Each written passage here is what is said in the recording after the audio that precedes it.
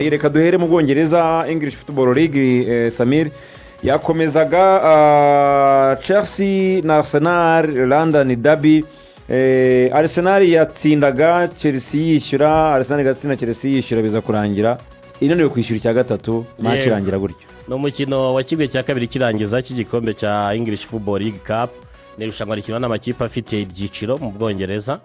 Mu byiciro bine biri professionnel mu gihugu cy'Ubwongereza, ubwo no kuva ku cyiciro cya mbere kujya ku cyiciro cya kane, ni nayo itandukana na FA Cup ko FA Cup izamo n'amakipe adafite ibyiciro. Hanyuma ubushize ni igikombe cyatwaye n'ikipe ya Newcastle United, igikombe cya mbere ritwaye mu myaka 70.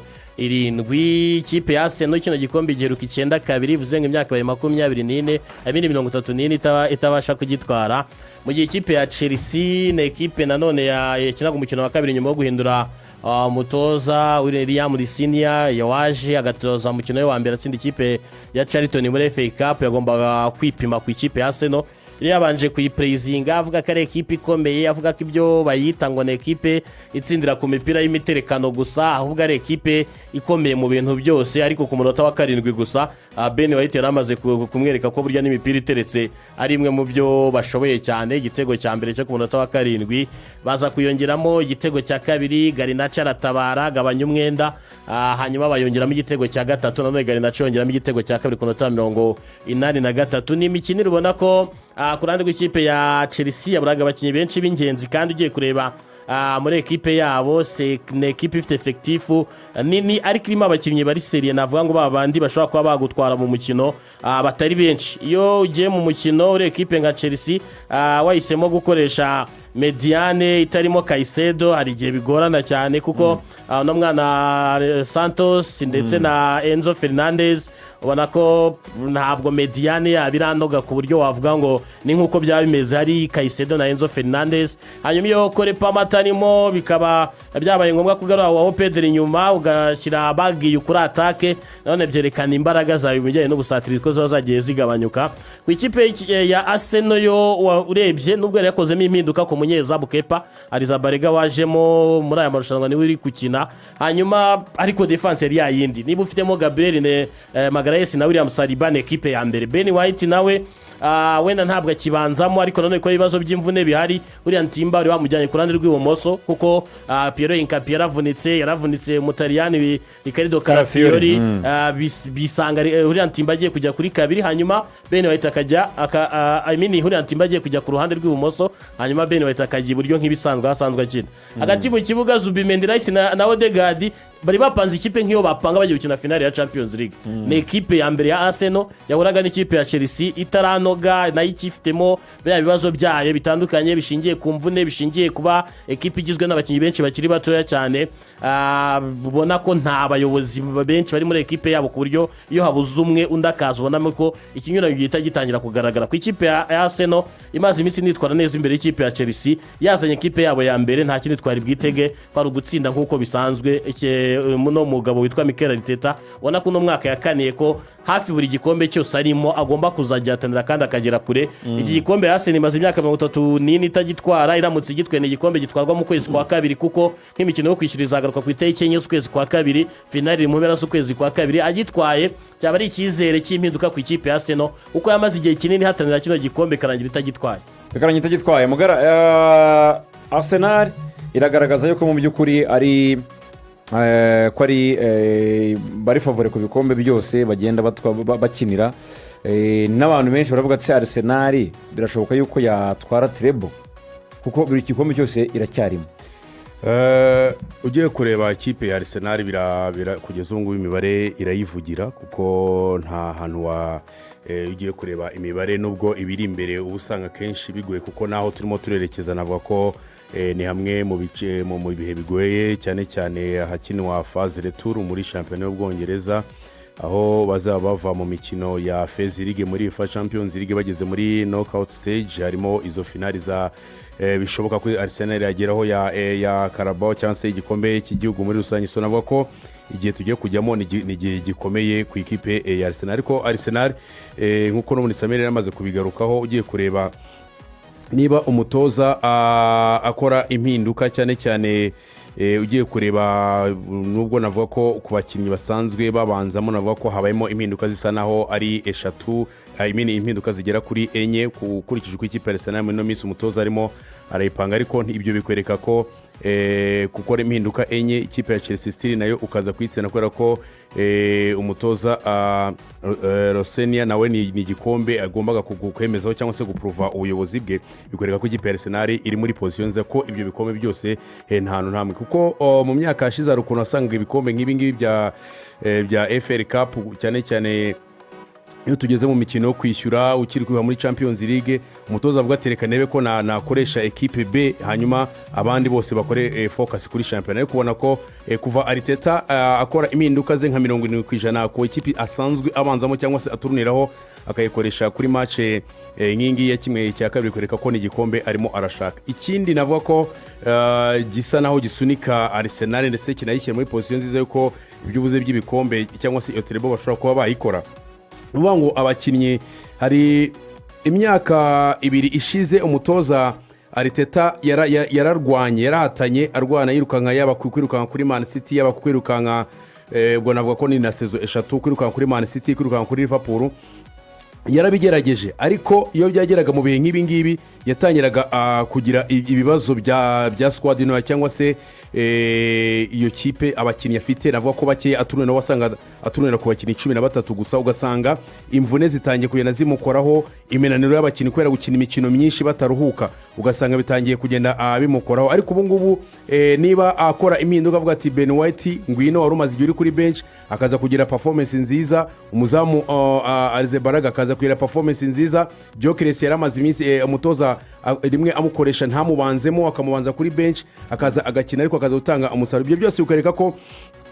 abakinnyi afite abakinnyi babanzamo ariko anafite bench ishobora kuba yaza abantu batakinaga bakaba bakora itandukanye ubu ngubu muri no misi Trossard arimo arakora yagize igihe arirayinga cyangwa se aryama kuitwa Martinelli ubu ngubu aricaye ari hanze Trossard yarazamutse yagize iminsi yuko witwa Eze asa n'utanye kuridinga muri playmaking role mu ikipe ya Arsenal uyarongera mu droppinga yongera yentegra cyangwa se agarura kapitene waragize ibibazo by'imvune bihurana no ko Eze nawe yaje mu ikipe ya Arsenal ndetse atanya kwiintegra ubu arimo aragenda akora rotation ubona ko arakora rotation ariko still mentality cyangwa se imitekerereze y'abakinnyi uko gutsinda cyangwa se winning momentum ku ikipe ya Arsenal ikaguma bikwereka ko iyo rero iyo uko gusenkroniza cyangwa se uko guhuriza hamwe esprit imitekerereze imyumvire yo gushaka intsinzi ku buryo ku bakinnyi bitwa ko babanzamo abakinnyi bari kuri bench bakaza kuri match nk'ingiri capital nubwo ari match yo mu gikombe cy'igihugu ariko kuri match nk'iyi navuga ko ugiye gukina na Chelsea nubwo muhuriye muri FA Cup iba ari match navuga ko iri kurusho ni match ibifite imibare myinshi yaba mu buryo buri tactique yaba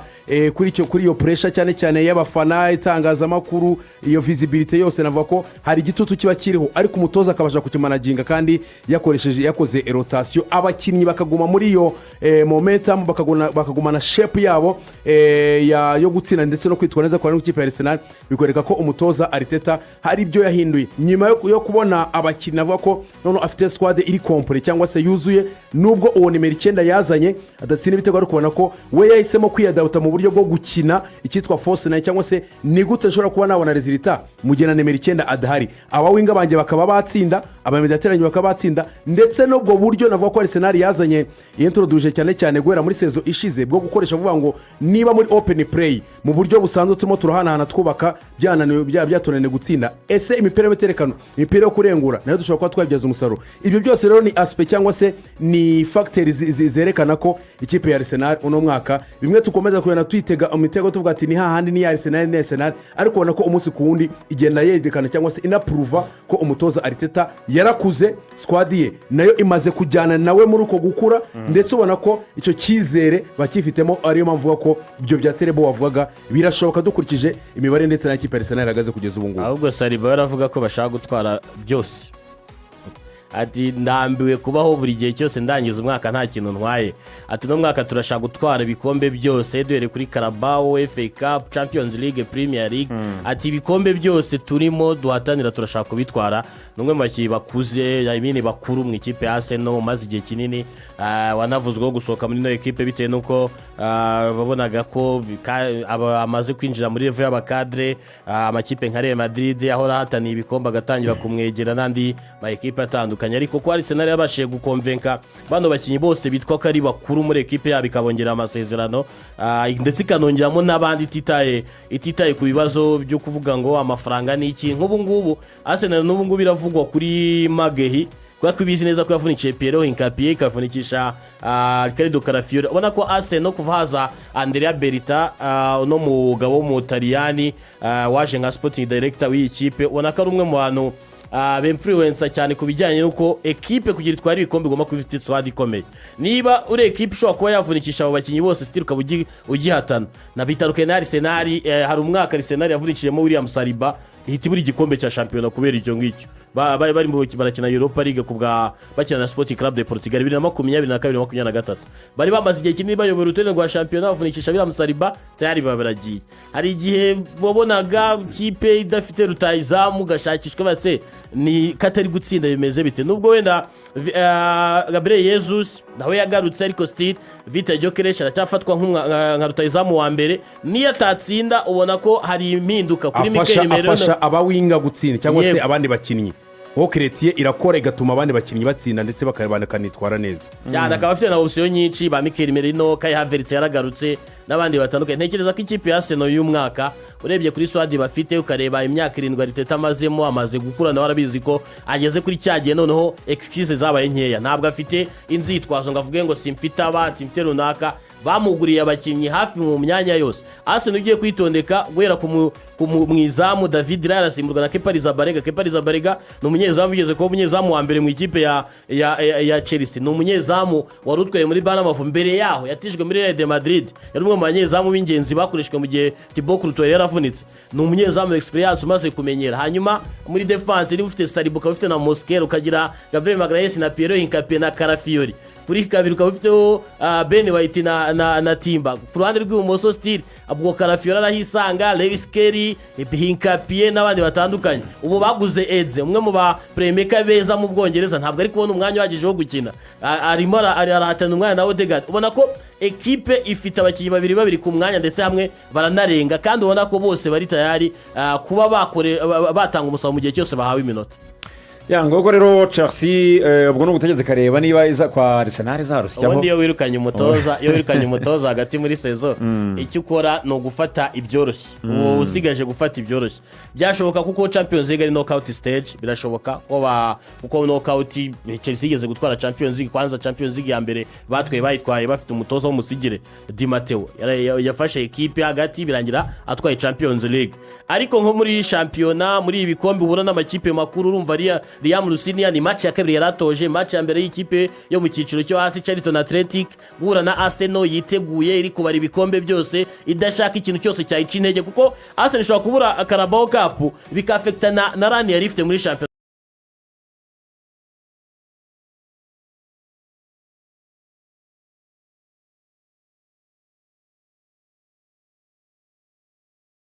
za Champions League bitewe n'amagambo abavugwa abakinnyi nabo Ikizere bafite bumva ko buri kipe yose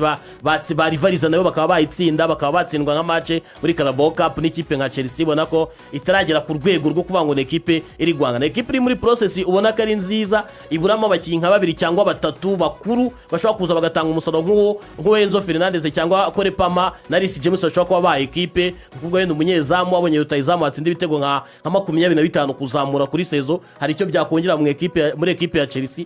Ariko igutsinze nk'iyo equipe nka kuri banganyije yabonye n'ikarita y'umutuku, hari amagambo akurikira ibitekerezo nk'abakinnyi cyo mwibwira byo mwatekereza mbere yo kujya gukina nayo noneho mukanenga kuyitsinda yabonye n'umutuku, ibyo ngibyo byafekta indi mikino ko phase turimo muri saison ni phase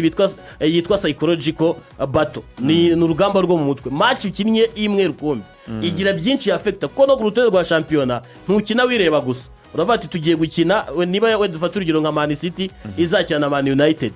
abafana b'ikipe ya Arsenal ndetse n'abakinnyi ba Arsenal bavuga ati reka tureko City yatakaza kwa United twongere ikiranyo cy'amanota icyo iyi niyo phase tuba tugeze ku kwezi kwa kabiri no kwa gatatu akenshi niko gufata umwanzuro kuri sezo yawe.